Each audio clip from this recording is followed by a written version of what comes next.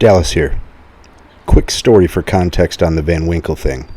Give me 2 minutes to explain. Early 2000s, I was an eager, well-to-do white boy working some job, but I was a hardcore MMA fan ever since the Brazilian guy in the bathrobe strangled everybody.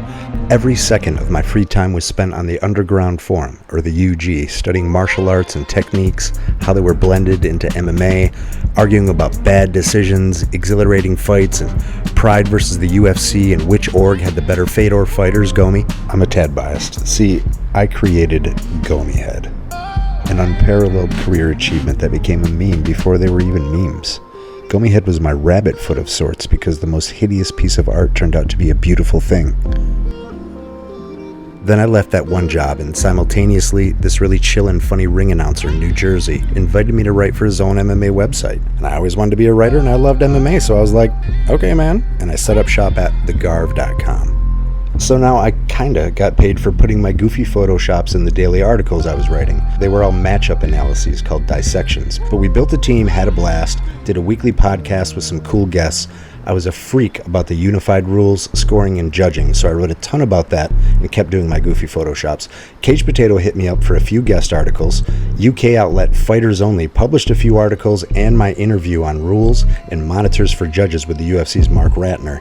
Then, these lovable British actually hired me to sit cage side and cover 2 UFCs live as credentialed media, which is amazing for a million reasons. One being that this Nate guy from BloodyElbow.com offered me a full-time job to write weekly dissections and do video discussions. Then I invented a round scoring graph, didn't take off like I thought, and went fly fishing on Sunday with the Korean Zombie. I'm exaggerating. And bowled with Kung Lee when he wasn't busy upsetting Rich Franklin. That's not true either, but I called that shit. I was quite happily dumbfounded that my passion was actually my job. And Bloody Elbow was my home, my family, for almost 10 years. And that's when everything changed.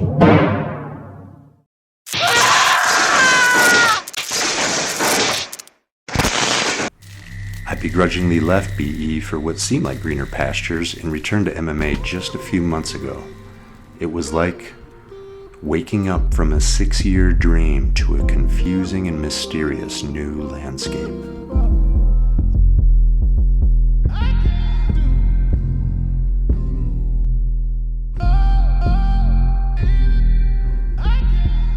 Always set me off that way. When I see Dallas, I see red. My old friend, Kid Nate, BloodyElbow.com. Hola, cage fighting connoisseur yourself there, Dallas Winston. It's been some time. It has been. How long has it been? 17 to So April? 6 years. Yep. Six years. What was the date in 2017? The last one we did? I don't know, but I know that I was tailing off then because I looked at my last post on Bloody Elbow at 2017, and it was very not Dallas. It was very quick and informal. It reeked of someone forcing me to just Dallas. Do this. Dallas will take that one. Yeah. I see. But as a fan, what made you drop off from the MMA fandom world?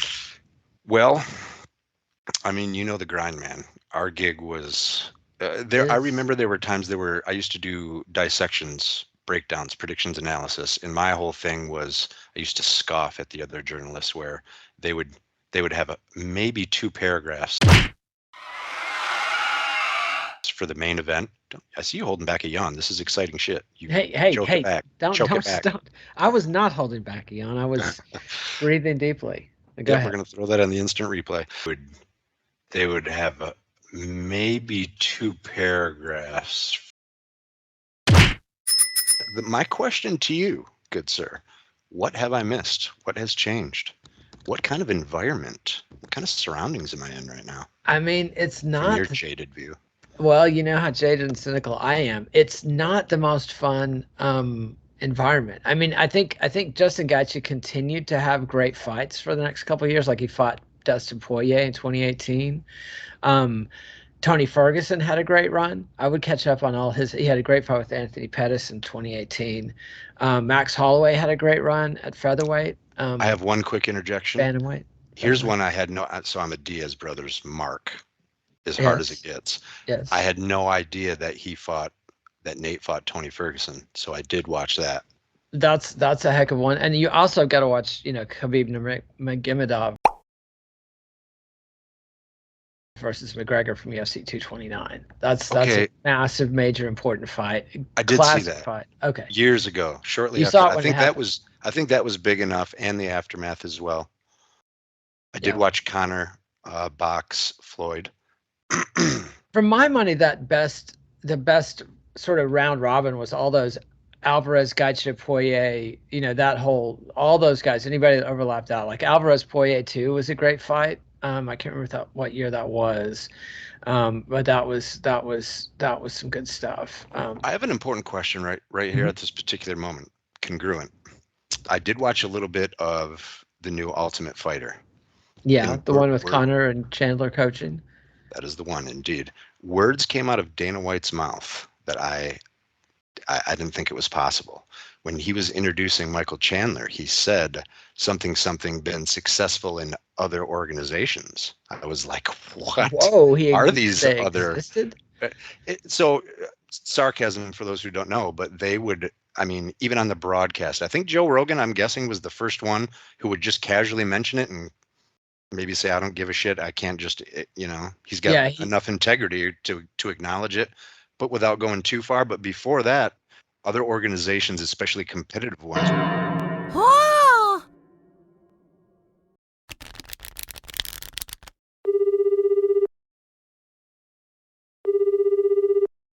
Why, Jesus. Find me a I'm drink sorry, first, that's Dallas. I'm sorry. You're right. I told you. I just got a little carried away. Let me just. Good to see you again, man. First of all, I'm sure it would be nice to see me. It's great to see your picture. Yeah. What's your hair look like right now? It's long as fuck, actually. Is it? Yeah. And very bearded? thick. I am, of course. You're like a giant plains barbarian. I sort of do look like that, yeah.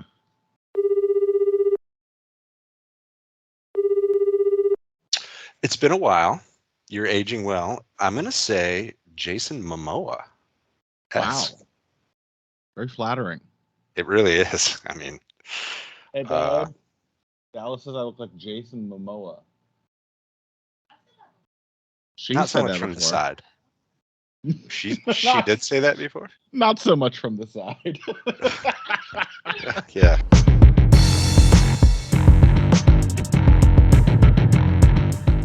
Well, I guess we start with this fucking Van Winkle thing. Like, sure. It's been late 2017, and even then I was kind of coasting out a little bit.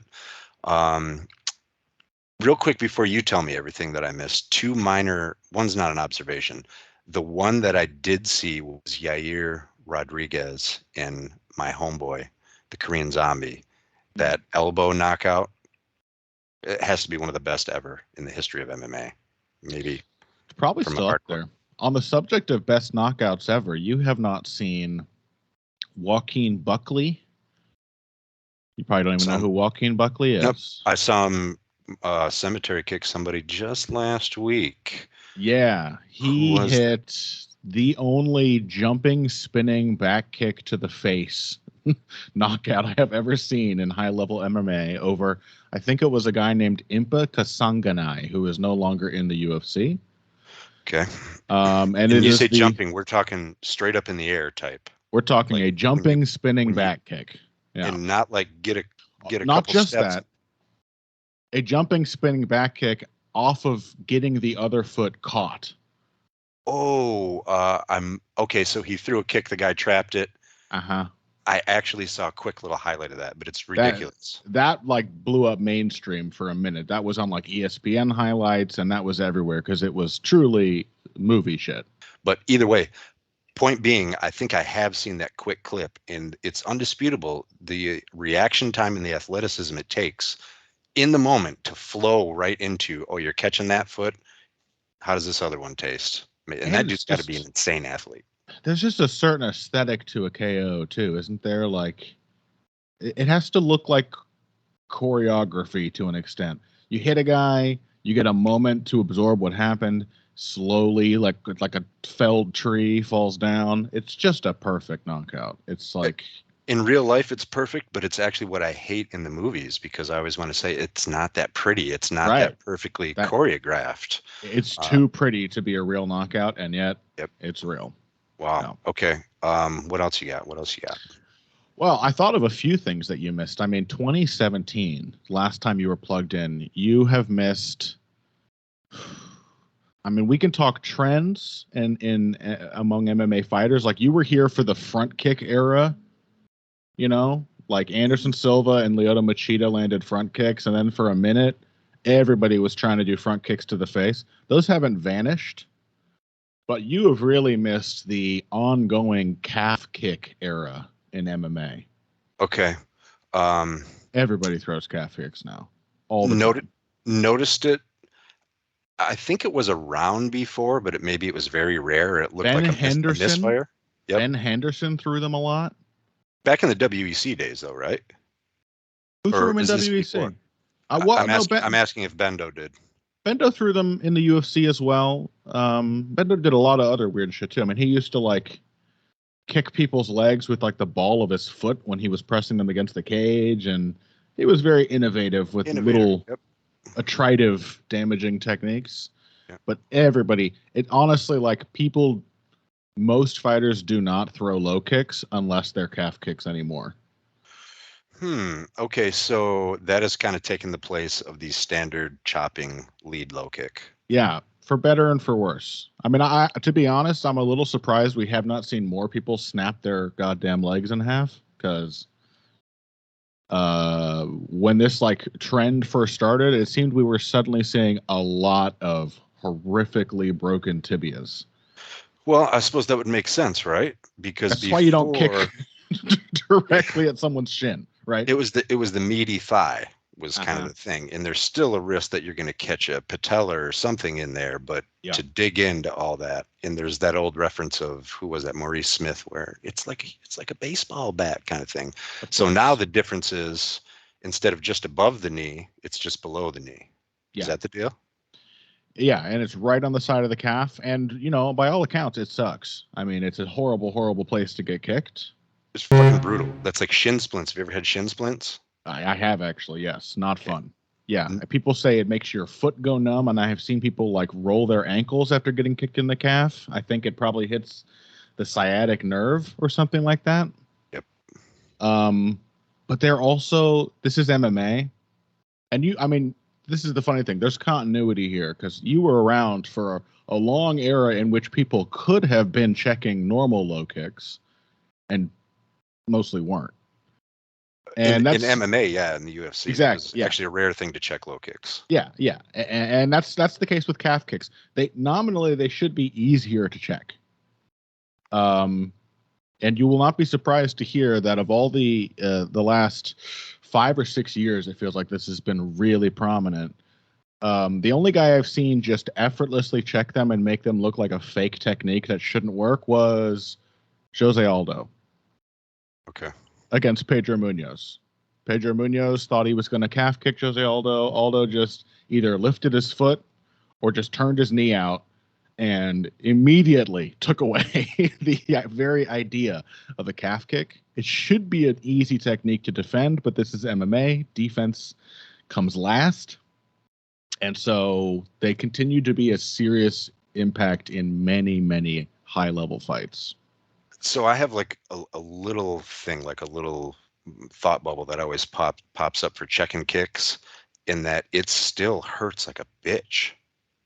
Like, you can check 10 kicks and say, oh, but he checked all those, but that shit hurts and adds up.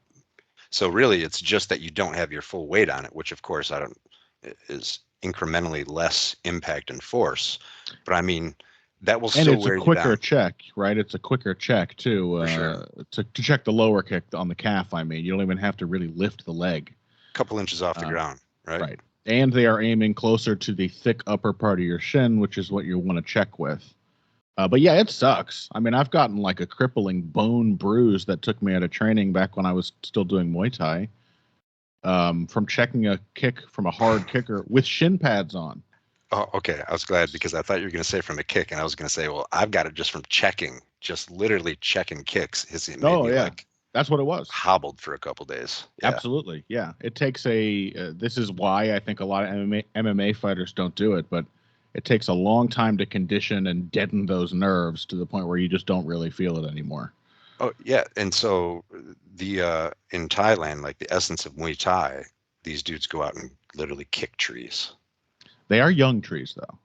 It's still my favorite is when I see a Muay Thai fighter against a Farang, like a Western fighter in Thailand. And most Muay Thai guys aren't really low kick specialists. They all have to deal with them all the time. But like the prestige, right, is in like body kicks and high kicks. That's the cool stuff to do.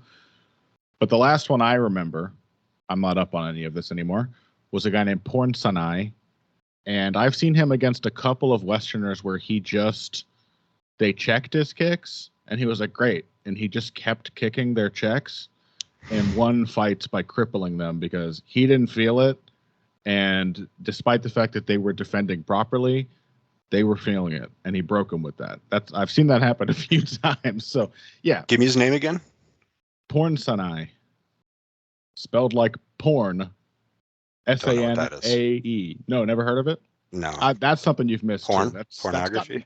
That's gotten pretty big, I suppose, in the last few years.